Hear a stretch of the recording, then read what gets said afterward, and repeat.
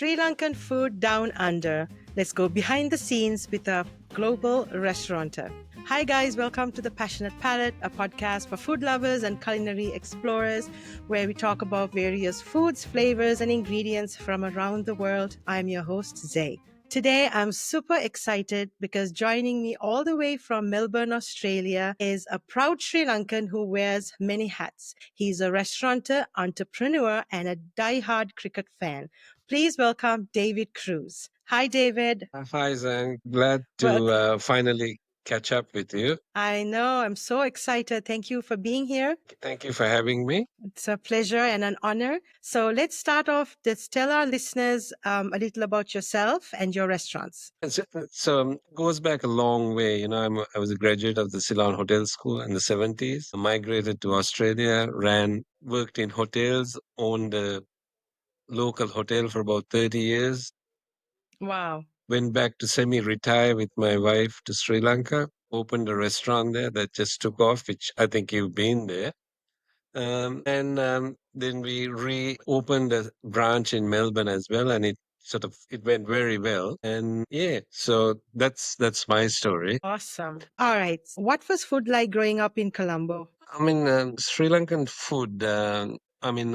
We sort of lived in Trincomalee, in Katunayaka, so we take Okay. food from all over the island. And as you know, the west coast and east coast, the north and south, food's very much different. So, and we had a lot of influences, the Malay influences, the Chinese, the Middle Eastern. Um, yeah, so we grew up like everyone in Sri Lanka is a bit of a foodie. Yes, absolutely. And I think Sri Lankan food's come a long way from sort of in the last 10 years, like it's become the flavor of the year, and True. people are not scared to say Sri Lankan food. I can remember in Melbourne 40 years ago, someone opened a Sri Lankan restaurant. They always said it was Malaysian, Singaporean, Indian, and then Right. Ceylonese. So Right. we've come a long way with our food. And people around the world's got to know our food. So it's a good thing. That's awesome. And it is nice too when you hear people saying, oh, like Sri Lankan food, because here in America, there are a few Sri Lankan restaurants, but it's still not as popular as the Indian cuisine, I would say. I guess it's because the population, like Sri Lanka population is very less, at least in the East Coast. So maybe that could be the reason, but hopefully one day everyone would know what like real Sri Lankan cuisine is. Yeah, I think once people sort of start tasting Sri Lankan food, and because we got such a big variety and influences from like all over the world is Sri Lankan food. Right. And like our customers in Melbourne, we get like half of them are Australians, and once they have food, Sri Lankan food, they sort of absolutely love it. And my wife's Australian. Oh, that's awesome. The first time she had Sri Lankan food, she absolutely um, hated it, but now she can't go one day without it. Oh wow, she's used to the spice and the spiciness and Spices, everything and now. I think the different flavors, and like if you look at any food like Italian or Chinese food, like we've got such a big variety, like Sri Lankan food.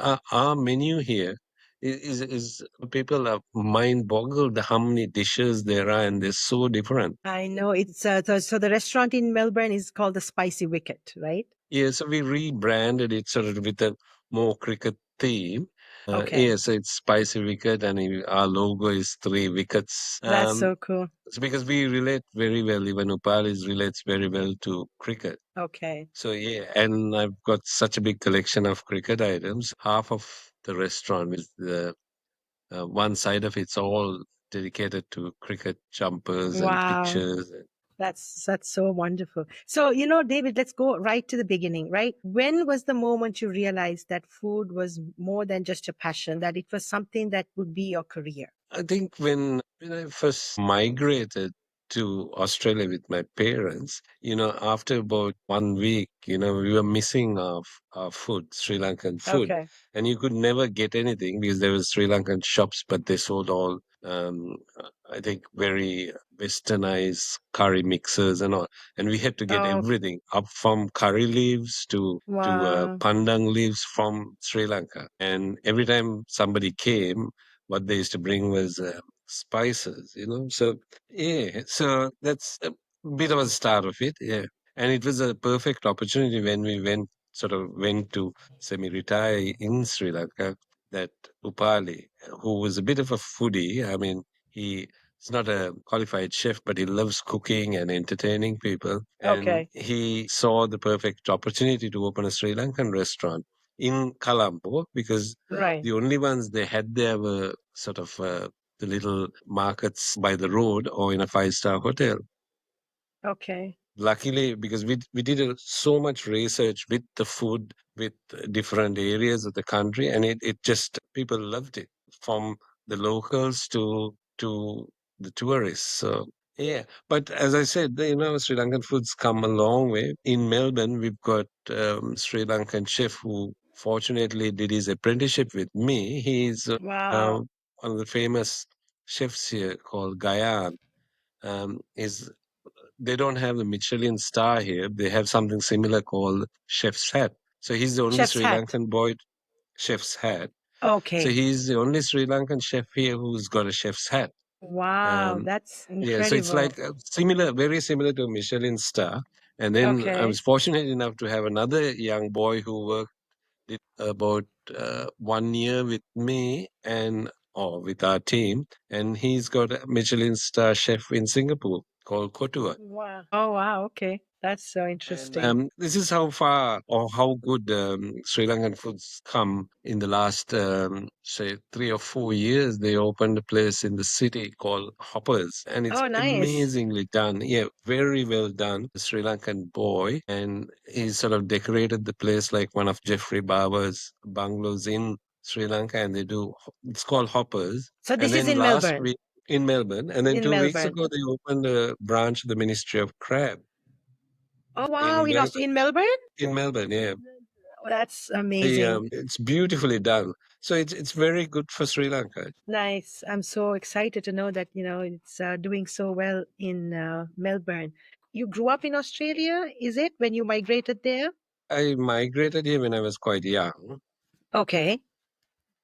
And did you go to Sri Lanka to settle down, or you settled down in Melbourne? Kathy and myself, we had a hotel and we worked so much. We had it for 30 years. We sold it and sort of thought we'll semi-retire in Sri Lanka, and then Oh, we got bored after about 3 months, and then this Upali was very happy that, and because he always wanted to open a restaurant, and nice. I don't think he where you came for lunch, that was his family home, and his father was a bit of a foodie as well. So Wow. when he found out that I was getting bored, he spoke to me and he said, "We'll do a restaurant." And yeah, so that's the start of it. That's right, because I think 2012. Was it? I think that was the time that Yeah, I came with my family, and then we met you at yeah, the restaurant, had an yeah. amazing meal. It was, I still remember that. It was excellent. Even our tagline was simply Sri Lankan. So we didn't vary. Everything was traditional. Even like we did a fried rice. That was the traditional fried rice they had in Chinese restaurants in Sri Lanka. I mean, because even Chinese food goes back years and years in Sri Lanka through the spice route, because Sri Lanka was right in the Right. middle of the spice route. Right. That's so amazing. How do you find the Australian, like the palate? Have people, especially your customers that come to the restaurant at the spicy wicket, have they got accustomed to Sri Lankan spices and flavor? They're getting very used to it. As I said, they've just found out that it's so much different to Indian food, and that Hmm. we've got such a big variety. And like even though the island's so small, our food varies from, as you know, from each region. Exactly. So people are getting used to it, and which makes me very happy that people sort of appreciate Sri Lankan food. As I said, people now just will open a restaurant and say Sri Lankan restaurant, which never happened before. Right. That's true. And would you say the Sri Lankans in Melbourne also support you guys a lot? Or do you find Yeah, well, more we do. We get like half our customers are Sri Lankan. So nice? there are a lot of Sri Lankan restaurants, like little takeaway places, and that seats 10, 15 people. That's more like a quick lunch or a buffet or something. Right. We have sort of not we're not sort of exclusive, but we're a bit more where it's more relaxed and sit down and we do table service. We don't do buffets or smorgasbords as you call it. Hmm. And sort of it's more and all our chefs are from north of from Sri Lanka, north of Sri Lanka. So it's a bit of a Jaffna twist to it as well. Wow, interesting. Chef is self-taught. He used to work in his mum's little shop and made string hoppers and hoppers and all. So Wow, he's our head chef. I mean, not formally trained, but right. just extremely good and is very very authentic. Right. If you have the love and the passion for it, sometimes you don't even need to do the schooling because it comes from the heart. Yeah, You put the flavor in, and it's yeah. that's wonderful to hear. So I have to ask you, since I have owned a cafe and I know how hard it is. At the time I used to own my dessert shop to deal with disgruntled, difficult customers and handle employees at the same time. How do you handle it all these years? You are an entrepreneur, a restaurateur. You've been in this for years. How do you handle it, David? It is very hard, but I think when you say customers, you know, you could have 10 bad customers, and but you could have one very good customer, and then you forget about the 10 bad ones. I mean, it's exactly the same with the staff. So Right, you remember the good ones and try to forget the bad, like right. staff, customers, suppliers, everything's like. And yeah, if you worry about all the bad ones, you won't come back to work, as you know. That's true. So I think that's what like Kat and Kathy and I, we both work. We're hands on. We don't have an Wow, office or such. So we work on the floor. So we deal with customers every day. So we've sort of hands on. Like we wow. serve customers. We do everything that a normal staff member will do. So we can relate to our serving staff. And here I think it might be a bit different in America. Their service staff, their wages are very high, Yes, and so they don't depend on tips or anything. They just work for a wage. The downside of it, it's not a profession. Like hospitality anyway is not regarded like a profession like in continental Europe. hmm, So it's mostly part-time or students. So it's right. very hard to sort of get them to focus on not customer service, but just the finer things in restaurants. That's what Right. we found out. Saying that, I mean, there's some sort of top-end restaurants which are service-wise, they're very, very good. You know, even Hmm.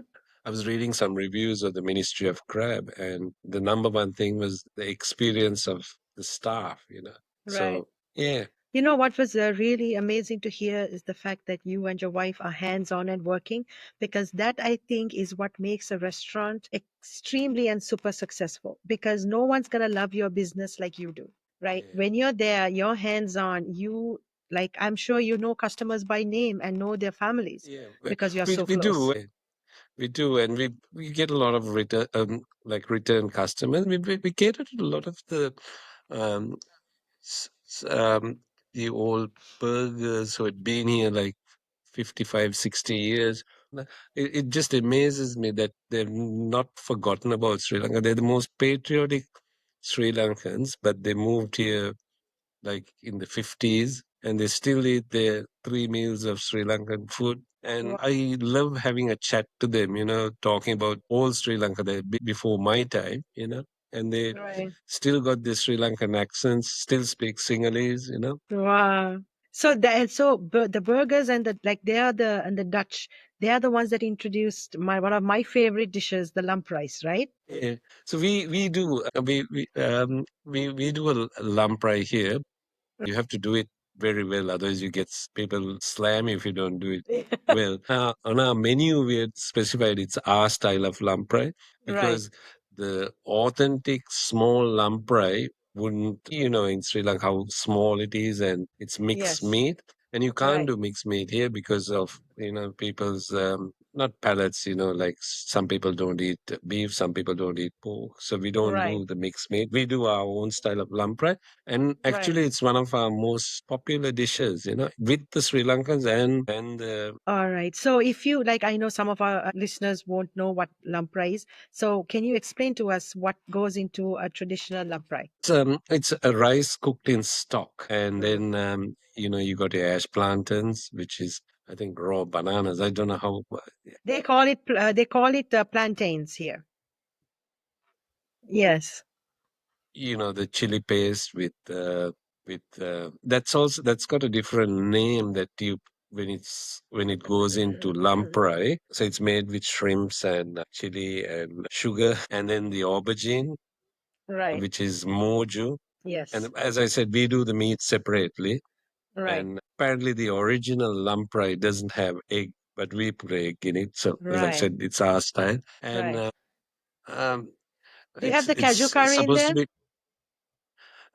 Yeah, we do. We do. It's a very Nice. popular dish, actually, the cashew curry. Yes. Uh, Yes. so, and then we do a vegetarian version of it as well, because Nice. people. So there's a lot of vegetarians. So we do a vegetarian version, but instead of the meat, we put jackfruit. Wow.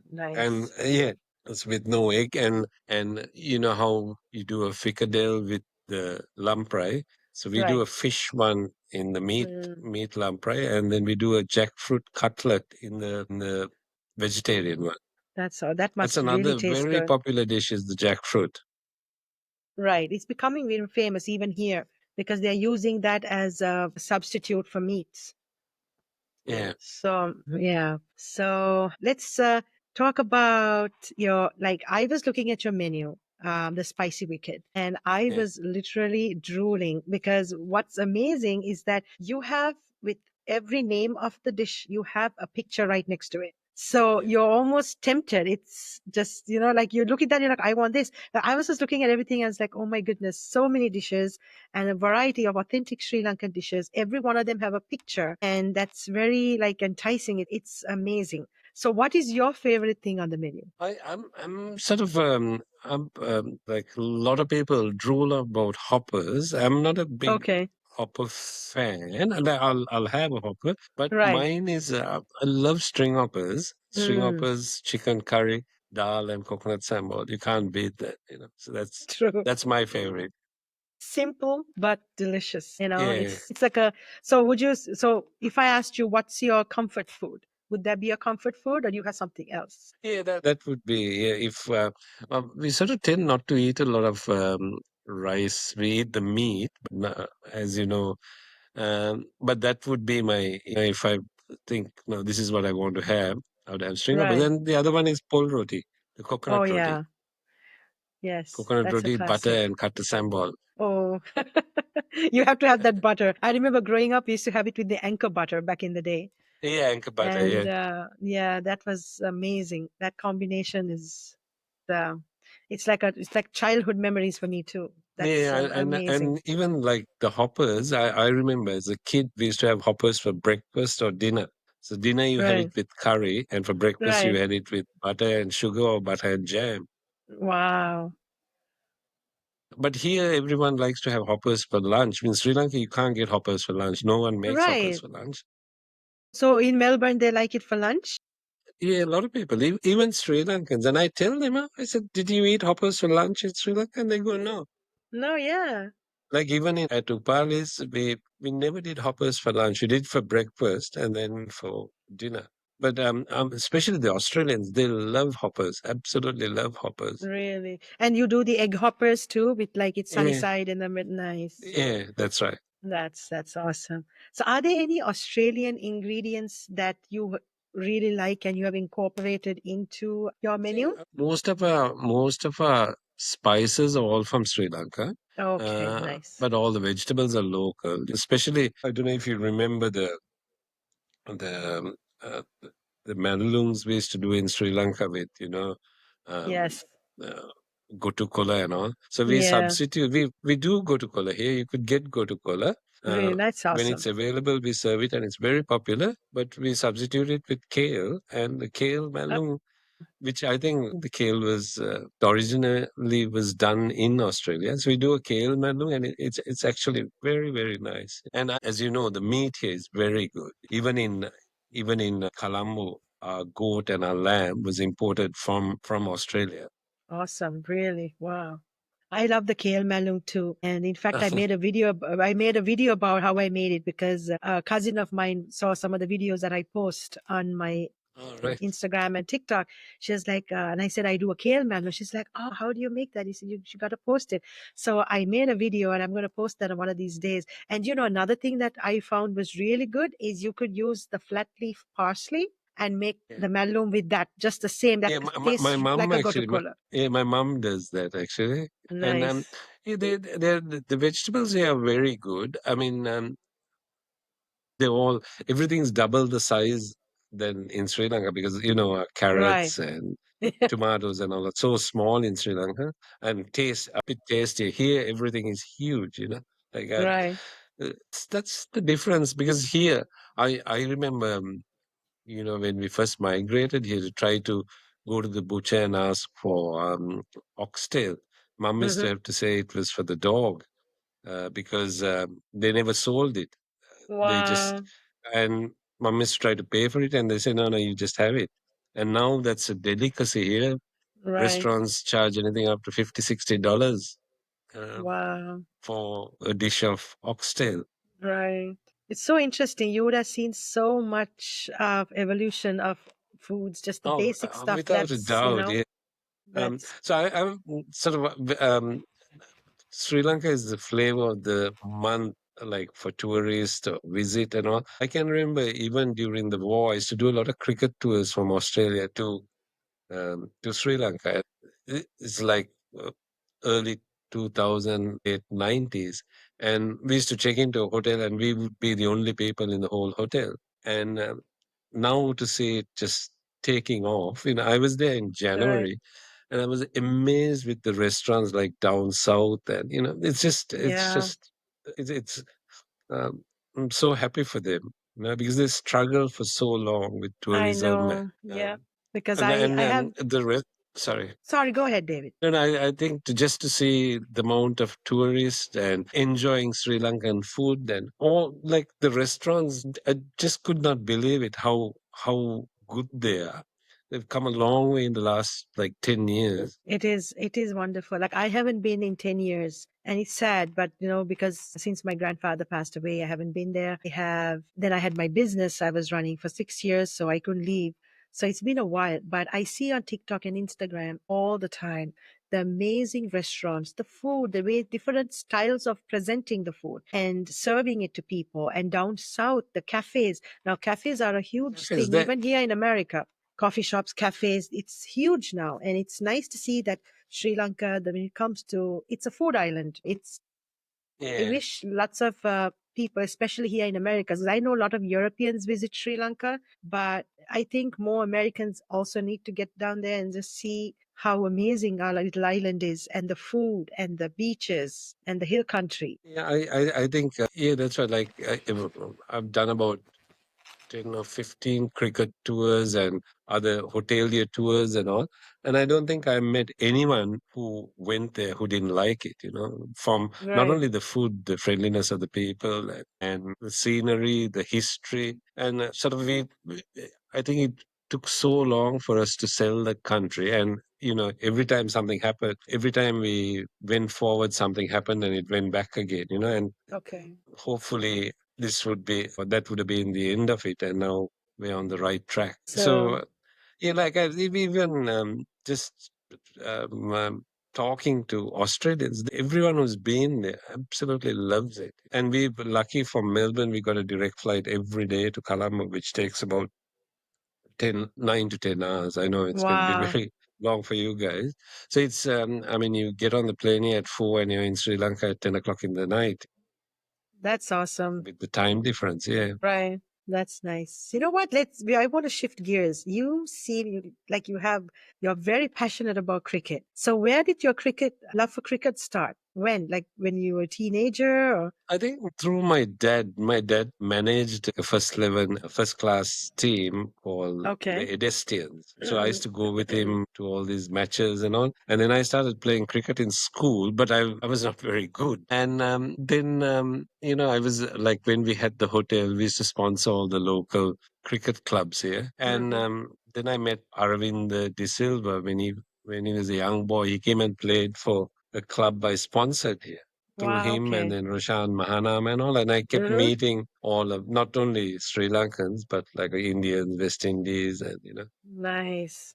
Yeah, so that's how, and that's what sort of attracted a lot of people to Palis in Colombo too, because they used to, if they knew if they came there, they would see a cricketer. And if a team was touring Mm. from India or West Indies or England, they always came to Palis. So it was like a snowball thing.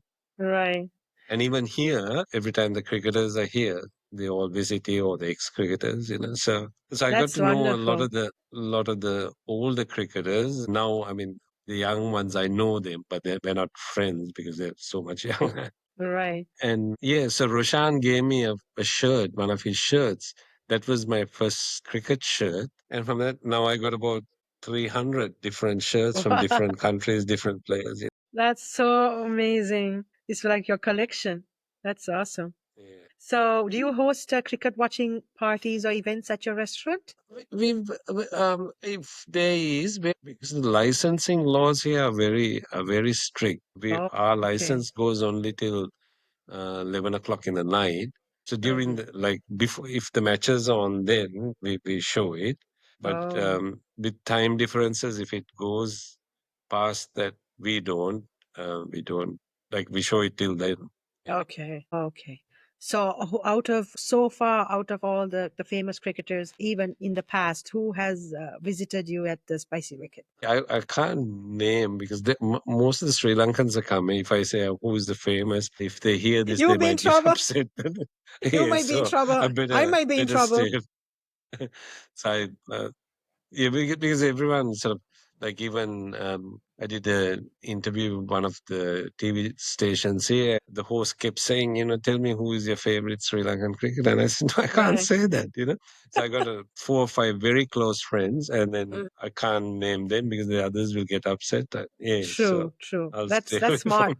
You played safe and smart. That's good. that.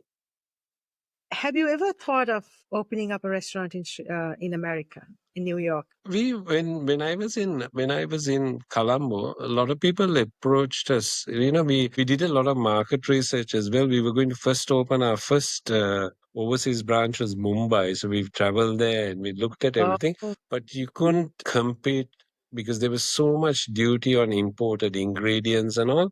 So you couldn't mm, compete with the India. That's why a lot of restaurants in even Sachin Tendulkar's restaurant closed down. The Ministry of Crab closed down.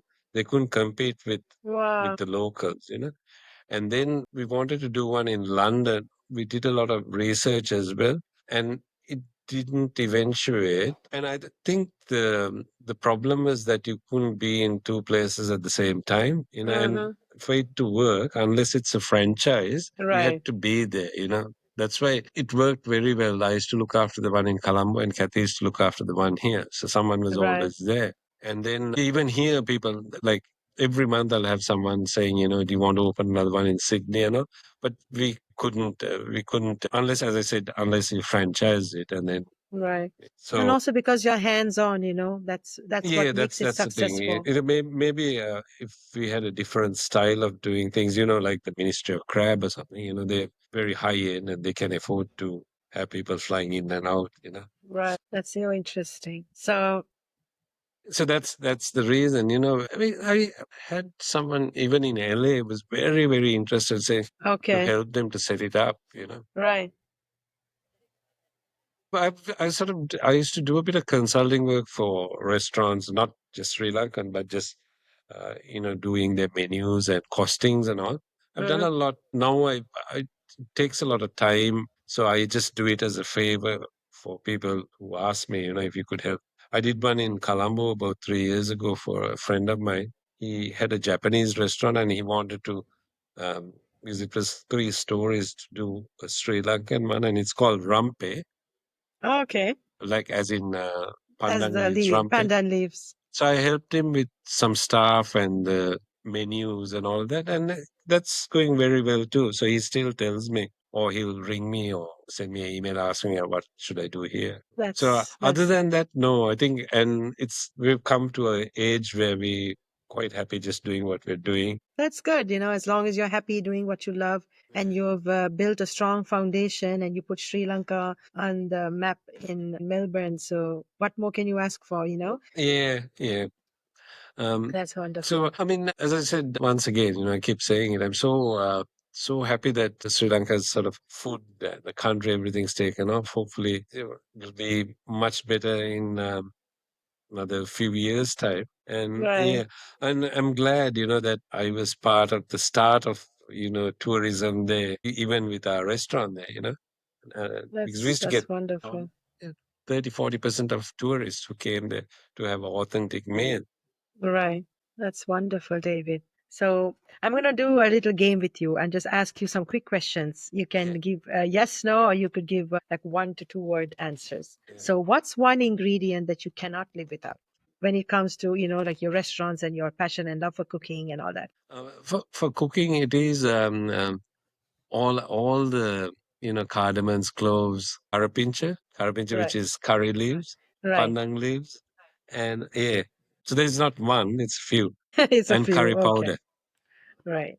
What about our famous Ceylon cinnamon? It's the best in the world. It's yeah, cinnamon, but we use a lot of cinnamon. But I think the cloves, cardamoms, and curry powder sort of top cinnamon a bit. I know we do the best cinnamon, Yes, we are known and for that. I supply the 98% of the cinnamon to the world. Yes, yes. I even did a podcast episode on the Ceylon cinnamon because I only cook with that. Like if I run out of, my parents send me cinnamon from Sri Lanka.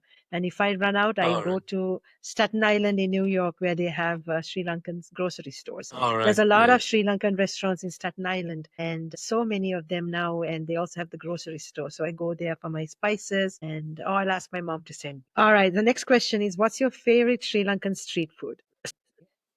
Sri Lankan street food is like I don't eat it a lot, but sort of maybe kotta roti. Yeah, I was thinking about that. Kotroti. Yeah, it's But the kotta roti, sounds and the.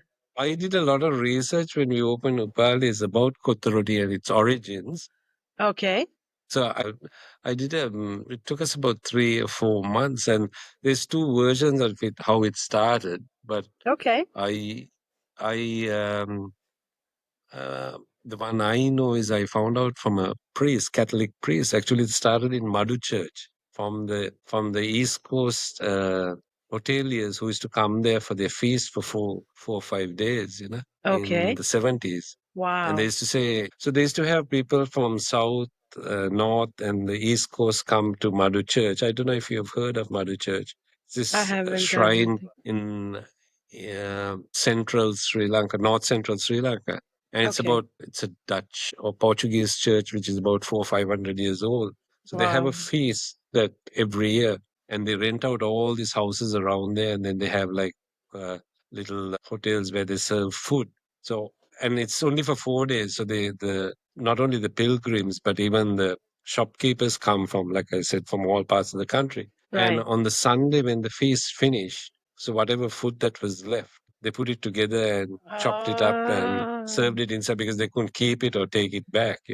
So that's the that's original so story of how. interesting. Wow. So, but But there's you two think, different stories, and then yeah, but sorry. you think they made the roti? They made like that So they kind of roti? brought It must have been roti. a No, right. so how all the Godamba rotis, they used Yes. to make it, but then they couldn't take the dough back or the rotis that were made. So they Right. chopped it up and put whatever meat and whatever vegetables were left and Right.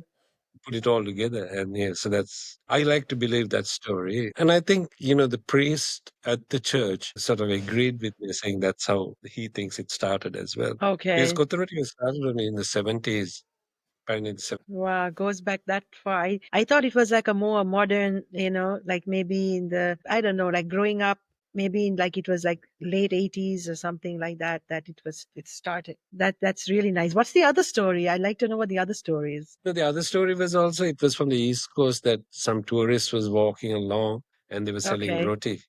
And they told the guy Okay. to chop the roti and put some. So he put all the meat and the roti and chopped it all up on his. Right. So they're both good stories. I Right. prefer the one at the church, which makes Yeah. a lot of sense, It does make sense. Absolutely. Yeah. And so tea or coffee? Actually, I drink both, but I love tea. I love tea.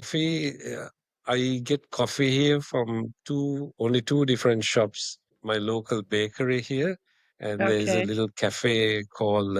We should give them a bit of a plug. So the local bakery here is called the Sindel Bakery, run by a Cambodian lady. Okay. And the cafe that I have a coffee in the morning close to my house is called Tilly's.